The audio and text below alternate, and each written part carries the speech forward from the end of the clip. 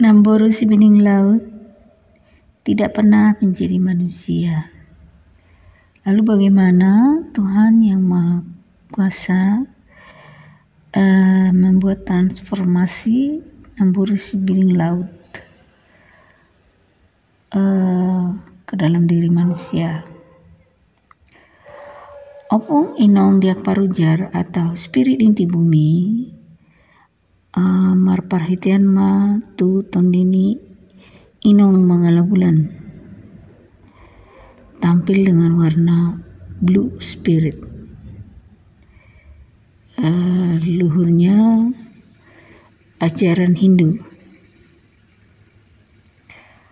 Kemudian suaminya yaitu perhatian opung mulai jadi Nabulon, yaitu si Baso Nabulon atau si Manukpati Raja.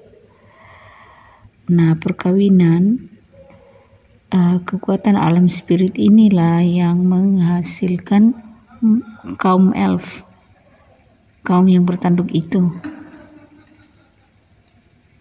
dan anaknya itulah Ratu Pantai Selatan.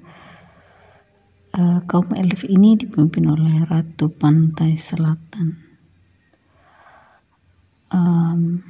Jadi si bening laut menemukan kesempurnaan tubuh manusianya dalam diri Ratu Pantai Selatan atau Kanjeng Ratu Kidul. Horasma.